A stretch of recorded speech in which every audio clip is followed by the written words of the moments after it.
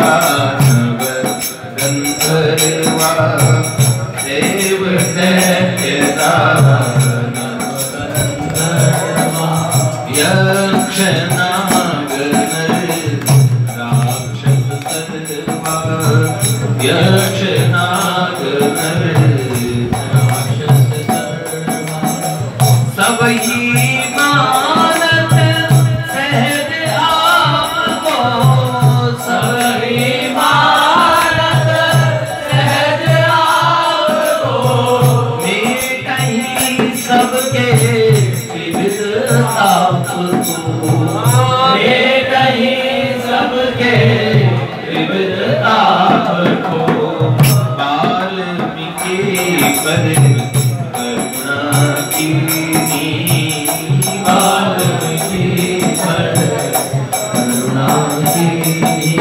रामायण दिन नीरज दीनी रामायण दिन नीरज दीनी। श्री देवर्षि नारद जी महाराज की जय। देखिए भगवान का सुंदर चरित्र जिनके बिना कभी पूरा नहीं हो सकता। हर कथानक में सृष्टि में आदि से लेकर अनादिकाल से जो सुंदर लीलाएं हो रही है जिनमें उनका महत्वपूर्ण और उसके अत्यधिक महत्वपूर्ण पात्र हैं। सृष्टि आदि गुरु हैं, भगवान के मन है, भगवान का मन है श्रीदी।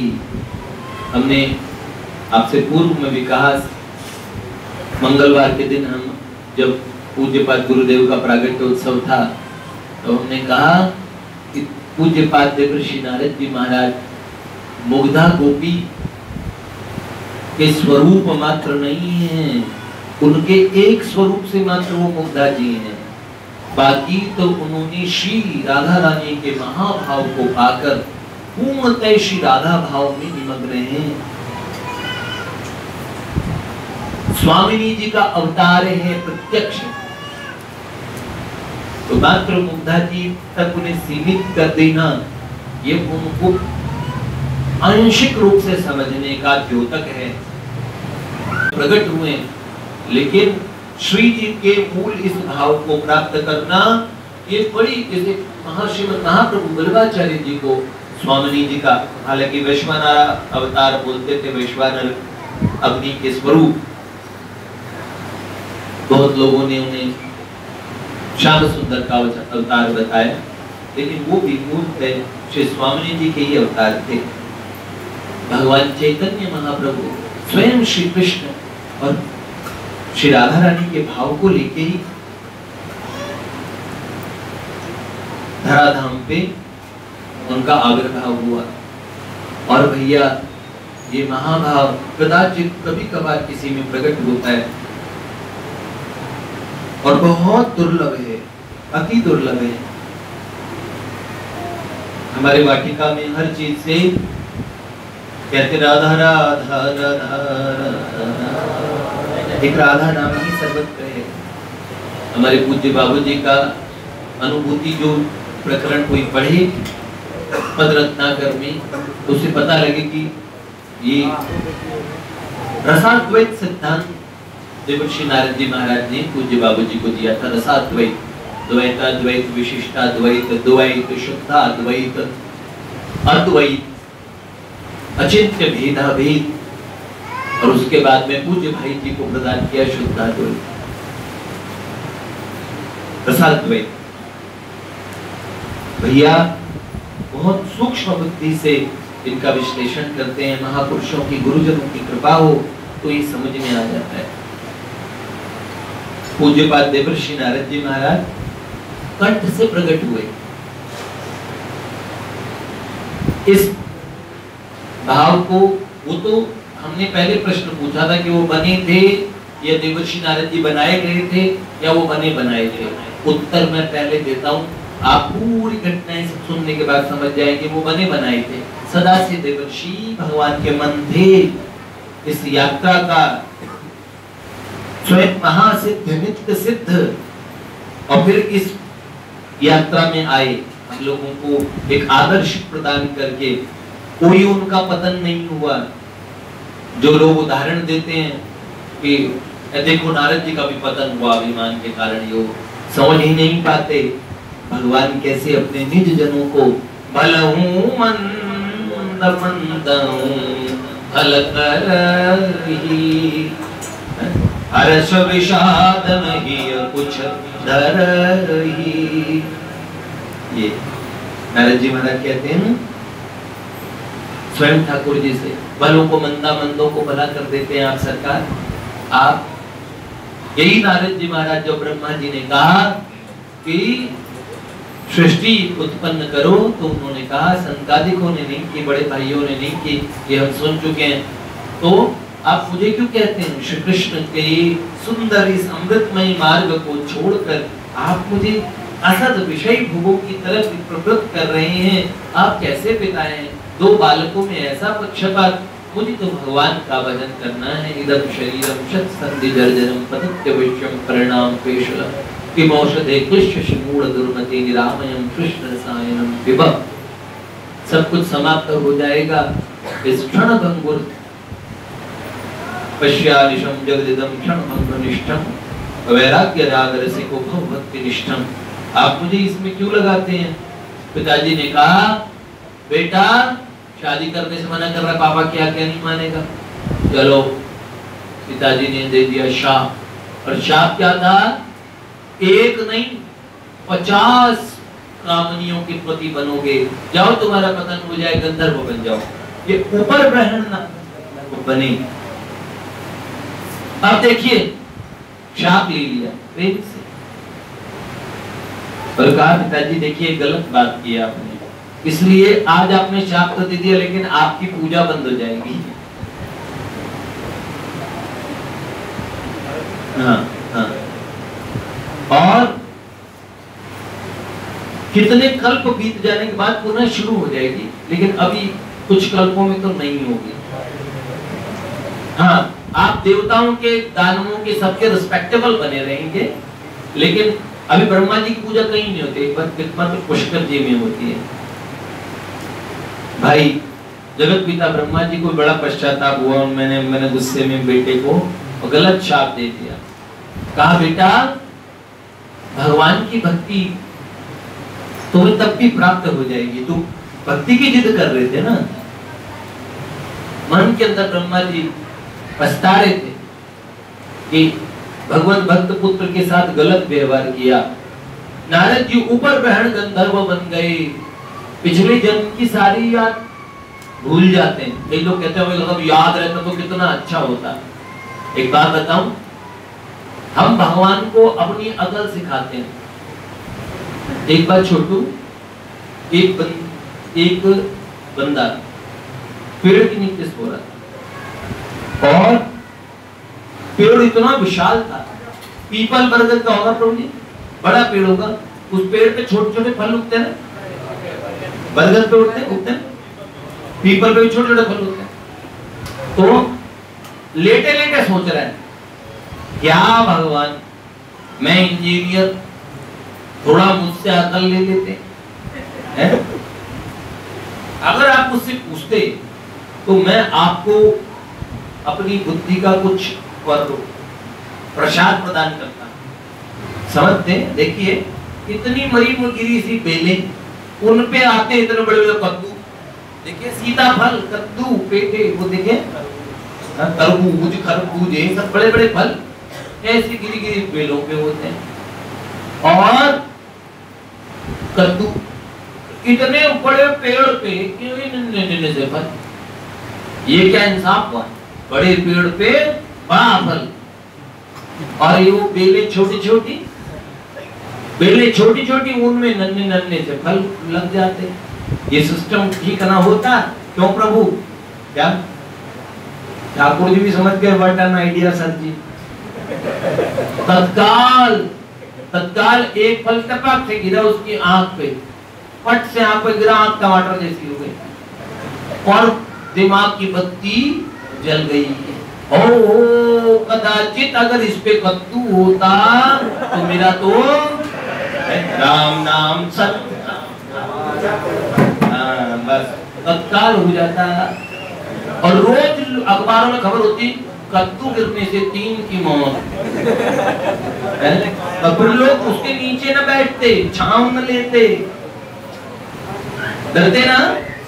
कद्दू के पेड़ जिसपे इतना बड़ा कद्दू लटक रहा, सोते आराम से चैन से, छांव लेते नहीं। भगवान में खूब अकल है। तो कई लोग कहते हैं सब पिछले जन्म की अगर याद आ जाए तो कितना बढ़िया हो भैया जी। देखो आपको याद आ जाए कि आप पिछले जन्म की, फिर हम सब ठीक काम करेंगे, ये बात नहीं। आप डर डर के जिएंगे, डर डर के। आपको याद आ जाए कि कभी आप अमरूद के पिंटू थे, अमरूद में भी देखे हैं आप लोगों ने, इधर उधर घूमते रहते हैं। आप बैंगन के थे, फूल के गिंडार थे, आप कभी झबरू थे, आपकी जिप्सी मर गई थी, चुनन गुनन 25-30 पिल्ले थे, उनकी याद आती रही। और ये जो आप छाती से चिपटा चिपटा के कुत्तों को रखते हो, ये पूर्व जन्म के आपके कोई रिश्तेदार ही है। और अभी ये कुत्तों से प्यार मत करो इतना, फिर अगले जन्म में उसी की तैयारी। चल गुलिया उठ पीर मना ले, नहीं तो बाजी ले गए कुत्ते। तो इसका मतलब पिछले जन्म के संबंध निभाते हैं, खेचम खेच वैसे ही लगी रहती है, लेकिन याद आ गई तो मुश्किल हो जाएगी। हम भगवान को कहते हैं, भगवान शंकर माँ पार्वती जिसे कहते हैं, ये जाति स्मरता। जाति स्मरता मतलब पूर्व जन्म की स्मृति। ये कभी कभार प्राप्त होती है, ये बड़ी विलक्षण होती है। बहुत थोड़े लोगों को याद आता है कि पिछले जन्म में मैं ये था, साधना करने चाहते। पूज्य सेठ जी ने एक तरीका बताया, कुछ 1-2 साधनाएं भी है, आप कभी पूछेंगे तो बता भी सकते हैं, लेकिन उन साधनाओं से आपको क्या लाभ होगा इसके बारे में प्रश्न चिन्ह उठ जाता है। इतनी देर में भगवान का भजन करते, भगवान को पाने का जतन करते। एक वैज्ञानिक ने और 70 साल जिंदगी के लगाए और दाढ़ी सफेद हो गई, दांत झड़ लिए, मुंह कोपला हो गया, अंगम गलितम पलितम मुंडम दशनम जातम तुंडम दंडम पदपिनम जति आशा पिंडम भज गोविंदम गोविंदम फलपूरमते। पूरी उम्र लगा दी और फिर पता क्या होए पता लग गया घास क्यों हरी। बेटे घास तू ना पता करता तो नीली पीली थोड़ी हो जाती। तूने क्यों अपने दिमाग की दही करी? घास तो हरी थी, हरी ने बनाई हरी। अब इसमें इतनी अकल लगाई, अब लोग उनको याद किया करेंगे। इन्होंने घास के हरे होने का कारण बताया।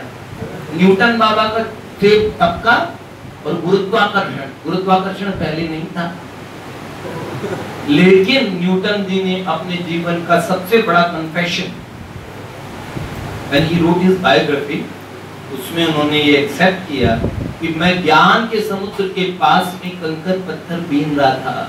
There was the ocean of divine knowledge। मैं चाहता और अगर मैं जतन करता थोड़ा उस विषय में भी जान पाता। तो बेटा भगवान को अकल कोई नहीं दे सकते। तो ये जाति स्मरता, हम चाहते हैं कि लोगों को पता होगा, पिछले जन्म की याद होगी तो ठीक रहेंगे। ठीक नहीं रहेंगे, बात बात पे डरेंगे। यमदूत यमलोक में, जैसे एक बात बोलो, इन्हीं को मामा जी रिमांड पे ले ले। मामा जी जानते हो ना,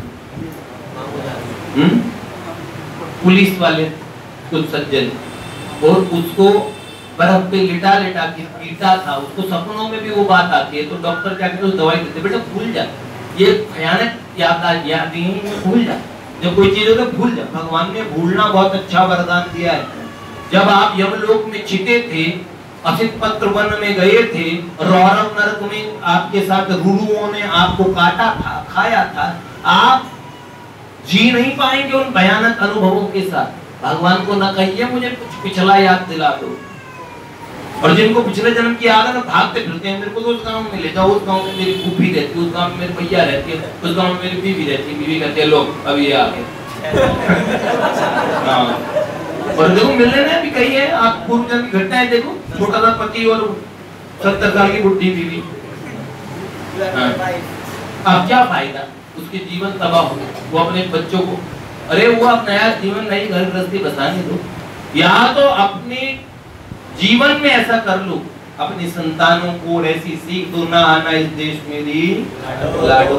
लेकिन तुम तो फिर अगले जन्म को ये बेटिया ही कीजो, फिर यही मुझे यही धमका दीजो। अरे यार, तो इसलिए यहाँ नहीं आना है। भजन के रस का अमृत पी कर भक्ति की शक्ति तू ले ले, अपने मानुष तन जीवन को प्राणिया सफल कर ले आवागमन को प्रणाम, कर ले आवागमन को प्रणाम। हरे राम राधे श्याम सीताराम रे, हरे राम राधे श्याम सीताराम रे। बोले पिंजरे का तोता राम, बोले पिंजरे का तोता राम। हरे राम राधे श्याम सिया राम, हरे राम राधे श्याम सिया राम। इस दुनिया में बंदे तेरा कोई नहीं ठिकाना है। इस दुनिया में बंदे तेरा कोई नहीं ठिकाना है। एक दिन पिंजड़ा तोड़ के पंछी दूर बहुत उड़ जाना है। एक दिन पिंजरा तोड़ के पंछी दूर बहुत उड़ जाना। और अगर भजन करके उड़ोगे तो फिर क्या होगा? उड़ के जाना है, उड़ के जाना है हरि के धाम, उड़ के जाना है हरि के धाम। हरे राम राधे श्याम सीताराम रे, हरे राम राधे श्याम सीताराम रे। जाति स्मरता नहीं होती, पर ब्रह्मा जी ने कहा बेटा तुम्हारे पूर्व संस्कार तुम्हें एक दिन भगवान के भजन से मिला के भगवान की भक्ति और भगवान के प्रेम को प्राप्त करवा के ही छोड़ेंगे। तो नारद जी का पतन हुआ, शाप से हुआ। इसलिए जो लोग नारद जी का पतन हुआ उनको अकल ही नहीं। वो हंस रहे हैं ना बेटा भगवान की माया पे। एक पंडित जी हंसते थे, मम माया दुरत्या कहते हैं, मम माया दुरत्या। हम जैसे ज्ञानी पंडितों को भी लगे मम माया दुरत्या, हम जैसे ज्ञानी पंडितों को भी लगे। एक दिन नहाने गए और वो डुबकी लगाई हनुमान जी, और डुबकी लगाई और निकले कहाँ पे? काशी में बाहर। पंडित जी पंडितानी जी बन गए सुंदर है। और वहां किसी का पंडित जी का दिल आ गया उनको। 12 साल रहे वो पंडित थे उड़िया। यहाँ आ गए वो बनारस की छोरी बन गए, बनारसी पंडितानी। बनारसी पंडित जी से ब्याह हो गया। फिर उनके चुनन गुनन 3-4 बच्चे। 12 साल रहे, और 12 साल रहे। पर एक दिन ऐसे ही गंगा जी में स्नान करने गए, और जब बाहर निकले तो वापस कहाँ निकले? वहीं पुरी में, उड़ीसा में। और बाहर निकले, उनको तो 15-20 मिनट ही हुए थे। गोता ही मारा था वो। गोता 15-20 मिनट कोई नहीं मारता। मेरे को लगता है कुछ ही क्षण ही बीते होंगे। उन्होंने कमाल का सपना देखा था, नहाते नहाते ही सपना देख लिया। कमाल की बात है, क्या बात है, हैं? बच्चे भी हो लिए, मैं तो लड़की भी बन गया, मेरे और पति देव भी आ गए हैं? और भाई बात आई गई होगी, पंडित जी यहाँ शादीशुदा ही थे। अब एक बात बताएं आपको, वो पंडित जी अपनी बीवी को ढूंढते फिरे, असली की घटना घट चुकी थी, इधर कुछ क्षण और इधर 12 साल। और असल में एक दिन उन पंडित जी देखा, वो जो उनके पति देव पंडित उन्हें सपने में दिखे थे, सो कॉल्ड सपने में, वो रियल में थे। और वो अपने बच्चों को लेके आए, मेरे पंडितानी कहाँ चली गई, ढूंढते फिर रहे। वो तो पंडित जी ने पहचान कर उन्होंने कहा, ये नाथ, ये तो मेरे सच के बच्चे हैं, और ये मेरे साथ क्या हुआ। तब भगवान जगन्नाथ जी के भक्त थे, हमेशा कहते थे, ओए मम माया तुरंते आई मम। ठाकुर जी ने कहा, देख ली मेरी माया कैसी है, कुछ सेकंडों में इधर 12 साल निकलवा दिए। भगवान की माया अगर कोई समझे। अब मैं कुछ बता रहा था, एक दिन डिस्कस कर रहा था पैरेलल यूनिवर्स के बारे में, बताया था ना मैंने, अमेरिका में 2008 की घटना है। वो लड़की दूसरी यूनिवर्स में अपने जैसी लड़की से बदल गई। पूरी दुनिया में रिसर्च चल रही है पैरेलल यूनिवर्स, डेजा वू फेनोमेनन क्या होता है। एक दिन इन्होंने मुझसे पूछा, एक लड़का विलायत से आया, बात करने लगा, डू यू नो अबाउट डेजा वू। मैंने कहा तुम इसको एक्सप्लेन कर सकते हो, मैं तुम्हारे डेजा वू को बता सकता हूँ दूसरे तरीके से। फिर उसने मुझसे पूछा, अच्छा डेजा वू क्या, आप जानते हो डेजा वू क्या होता है। डेजा वू में आपको ऐसा लगता है ये चीज मैंने पहले देखी है, वो भाई ये तो देखा है पहले, और यार हूँ बहू ऐसी बात। भैया हम पहली बार मिले, पर मुझे लगा कि हम ऐसा कर रही है, हमने पहले देखा, ये बात पहले कहीं हुई है। हर आदमी को आप में से लगा है ना, सबको तीन ऐसी घटनाएं होती है ना, पर इनका कोई रहस्य नहीं जानता। इसका आध्यात्मिक रिसर्च के साथ भी रहस्य शास्त्र के माध्यम से बताया जा सकता है। वरना दिमाग जाते फिरो पैरेलल यूनिवर्स में और जाते फिरो एलियंस के पास में, लेकिन इसका रहस्य, इसका अर्थ निकलेगा ही नहीं। समस्त उलझनों की और जो सुलझन है वो शास्त्रों में मौजूद है। शास्त्र की शरणागति से हम सारी बातें सीख सकते हैं, समझ सकते हैं। तो अब हम आगे की बात देखो, कल भी यही ठहरे थे कि वो गंधर्व बन के आ गए थे और चित्ररथ गंधर्व की 50 लड़कियों से उनका ब्याह हुआ। अब आगे क्या हुआ उसकी बात हम कब करेंगे, कल कर ही लेंगे। अरे अपने कौन से जल्दी है हनुमान जी। जब थोड़ा पुराने टाइम में हमारी माँ कहती हैं कि बूढ़े बूढ़े लोग, उस समय टेलीविजन नहीं होता था, मेरी माँ बताती 50-60 साल पहले, तो बोले हम राजस्थान में चांदनी रात में से सोते थे, हमारे घर में चौक होता था और उस समय खाटों के ऊपर जब आके सोते थे तो वहाँ पे ठंड होती है, रात में बालू रेत ठंडी हो जाती है। तो उन्होंने बोला जो दादी या दादा बाबा कोई भी कथा सुनाते थे ना, कहानियाँ, आज की कहानी क्या, तो कहानी बड़ी करते थे, कई घंटों कहानियाँ चलते थे, कई कहानियों तो सीरीज चलती थी 7-8 दिन तक। तो फिर वो ऐसे बोलते थे, चालता चालता चालता चालता, मतलब चलते चलते चलते चलते गाने, उसको लंबा खींचते थे। तो इसी तरीके से तुम्हें कौन सी जल्दी है, और बाकी अगर जल्दी हुई तो फिर भगवान ये आगे सुनाने का मौका देंगे नहीं, फिर शास्त्रों में तुम पढ़ ही लोगे, और नहीं तो भगवान कनक बिहारी को तैयार कर देंगे, हनुमान जी को तैयार कर देंगे, किसी न किसी को वो आगे की बात सुना देंगे। यहाँ ऐसा कौन सा रहस्य है, वरना तो क्या भगवत धाम से आके हम किसी को हम बता देंगे। बात तो यही है, यहाँ बाद में आके बताने का स्कोप रहता है यार, इसलिए चिंता की कोई बात। जय जय श्री राधे।